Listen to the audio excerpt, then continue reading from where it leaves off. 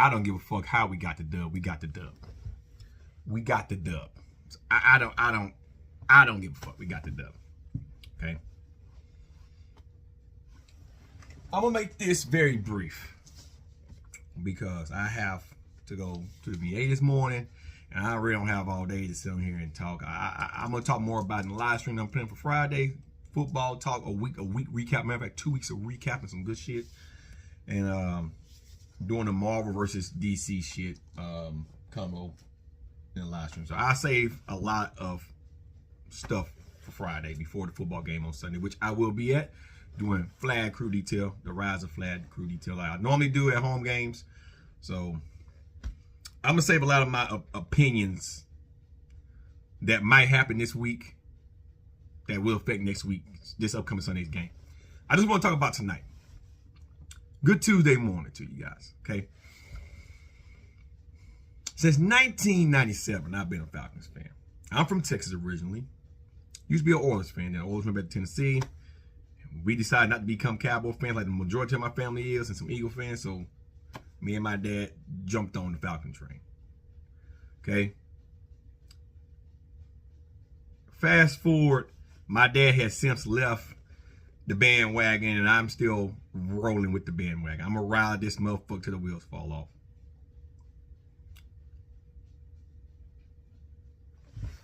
It is hard to win games in the NFL. It is a very violent sport. Okay, it's hard. People believe because you have a very easy record opponent team you're going against that you should just go out there and dominate them. I don't know if you guys actually pay attention to fucking football, but normally it doesn't work like that. Okay? The Raiders has been steamrolled by 3 teams: Broncos, Steelers, and Bengals. And when I say steamrolled, they got beat by more than 3 scores. They normally lose by 1 to 2 scores. Normally. They average between 7 and 14 points of a loss, which isn't bad for a team that doesn't have a quarterback. Their defense is top notch. They almost beat the fucking Chiefs, their division opponents. The Chiefs. We should have beat the Chiefs. Well, we're not going to talk about the Chiefs. Last week, we went to Minnesota. You can't put everything on Kirk Cousins, because when you get down there at the goal line on 1st and goal, you're supposed to run the fucking ball, not line up in pistol or shotgun and try to fling it to the side or pass it. Run the fucking ball. Zach Robinson is trying to develop a system for Kirk Cousins that Kirk Cousins probably isn't used to. I just listened to the Steakhouse with Sandra and Steak, right? On 92.9 The Game. I listened to the morning shift with Tiffany, Mike, and Bo, and then the Steakhouse, right? Let me tell y'all something. And Mike Johnson ought to know better. Let me tell y'all something. It's easy to criticize a team and to make excuses when the quarterback isn't playing to your guys' potential. If the offensive line isn't protecting your fucking quarterback and letting the defensive linemen get past their offensive linemen, what do you think is going to happen to a pocket quarterback? I have to commend Kirk. He tried to run the ball last night on 3 different occasions.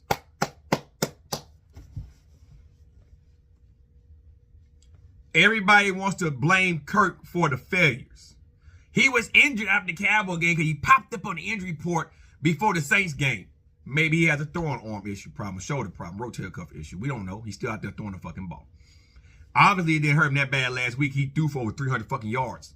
So it's not so much he's hurt. He's running to show that, hey, I'm fine.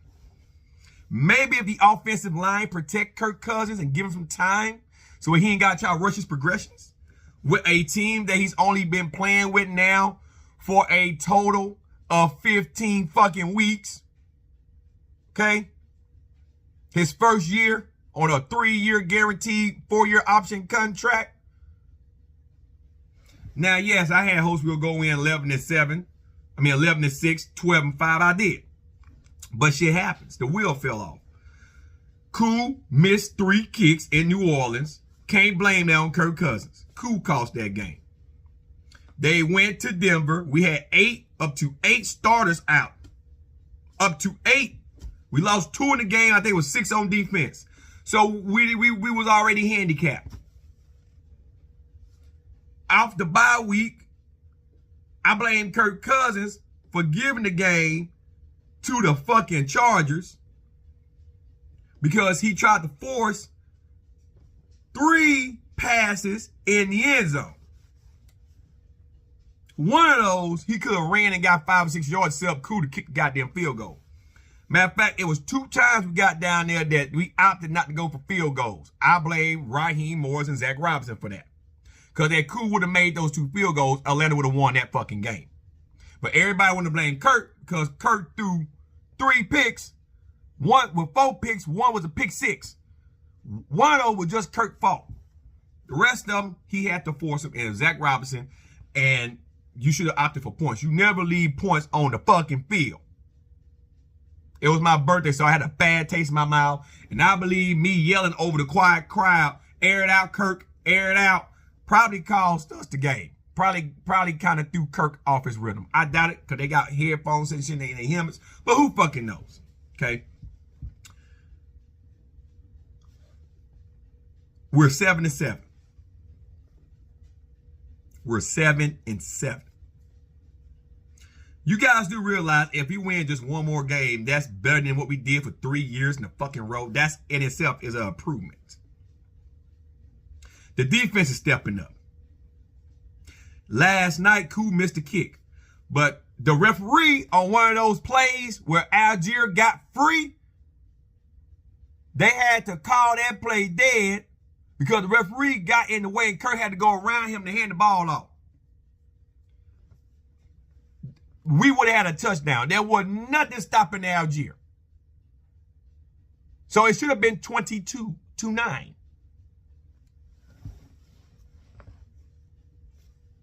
But everybody forgot about that. Everybody want Michael Penix out there. Well, look at Bo Nix. Look at Jaden Daniels. Those guys started the season with their teams and progressively got better. But here's a news flash for you. Washington not gonna make the playoffs. Huh? What? Wow. The Eagles is about to maul their asses on fucking Sunday. And guess what? If the Saints with a 3rd string quarterback could almost beat the Commanders, it's going to be a problem when we go to DC. Watch. Because, see, that's why people are giving up on the Falcons. They're Commanders. The Cowboys went to DC with Cooper Rush and beat them. Nobody gave them a chance. Atlanta knows what's at stake. I expect it's a Dan Quinn game. I expect us to win that game. There's no doubt in my mind we're going to win that game. And then we got the Panthers. You know what's going to happen?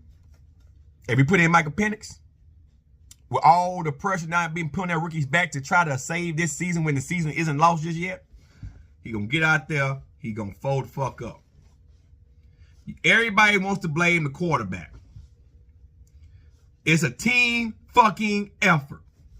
And we are 7-7, back at 500, still jousting, believe it or not, for the 3rd seed, 4th seed, or 7th seed. Because if the Bucks lose to the Cowboys, which I expect to happen, because the Cowboys should have beat the Bengals, I expect the Bucks to lose because we should have beat the Chargers. So I'm not surprised that the Bucks beat the Chargers. Didn't expect it, not surprised that it happened.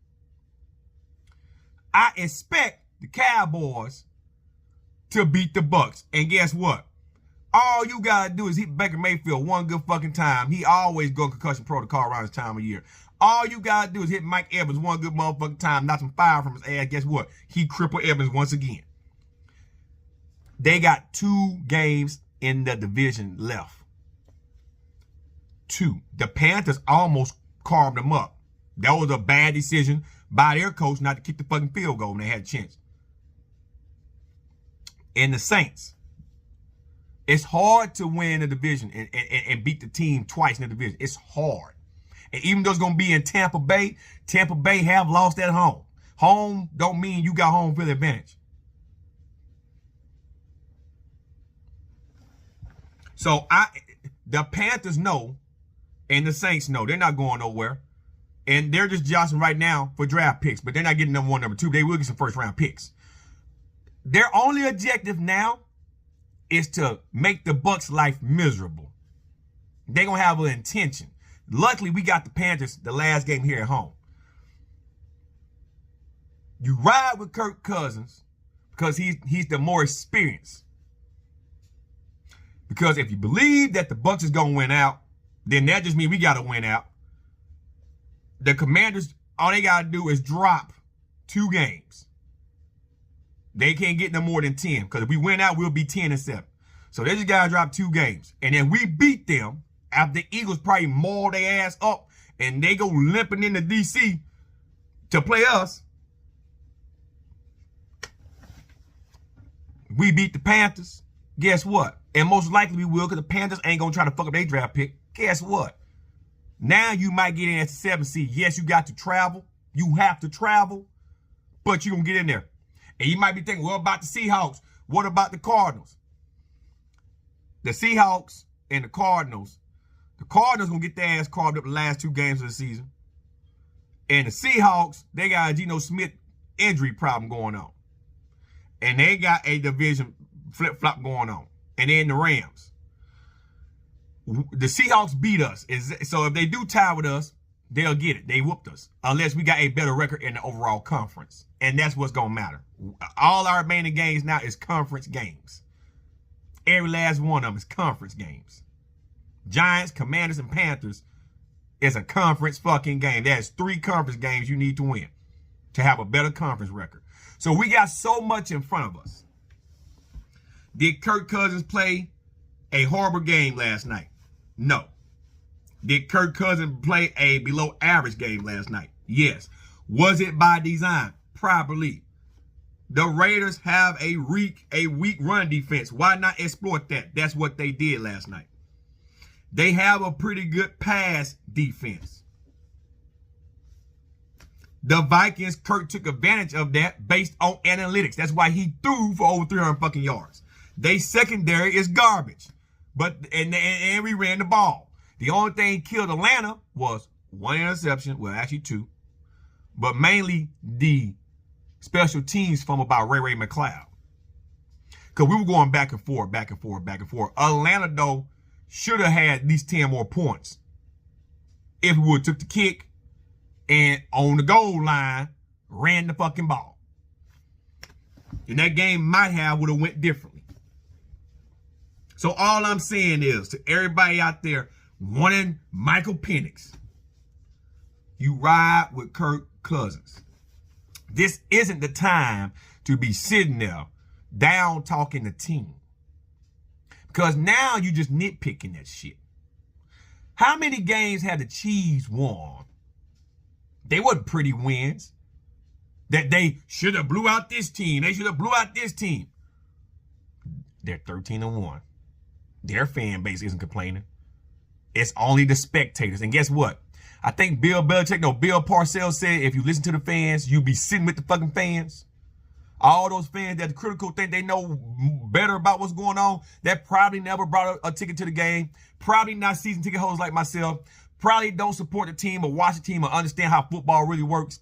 If you listen to all those fans that want you to make a switch every time something go bad or fire this or fire person, you will never have a Super Bowl trophy. Never. If I'm Raheem Morris, I'm doubling down. I'm riding with Kirk Cousins. This is the time to uplift the team. It's crunch time. It's crunch time. Last night, fucking in the description last night, they called us the Fizzling Falcons. If you think I'm lying, I'm going to put a picture out there. They called us the Fizzling Falcons last night. I always call us faulty. So now the Fizzling Faulty Falcons. Atlanta do a lot of things to hurt themselves. Faulty. But fizzling, oh my God, I couldn't believe that word. That's what they called us last night in the description. Now's the time to grab your nuts, Atlanta, and support your team. Start by being at the motherfucking stadium on Sunday. I know I'll be there on the fucking field doing flag detail, flag crew, like I always fucking do at home games. Show the team you care. They went to Vegas last night in the thousands. Thank you for showing up, Rise Up Nation. Do the same thing here in Atlanta. We still fighting for something. Fighting for something. All you motherfucker complaining need to shut the fuck up. Half y'all won't buy a ticket to go to the stadium. We are fighting for something. This is a man that's coming down here for his first year with a team off of a fucking Achilles tendon injury. Yes, I had high hopes we were going to go 12-5. And at one point, it looked very likely. Shit happens. Fatigue set in. Injuries happen. An offensive coordinator who never really had the job to begin with in the first motherfucking place is trying to dial up shit to learn. If we just stick to a run, stop putting Kurt in pistol and having more some play action plays that he's comfortable with, this might be a different team.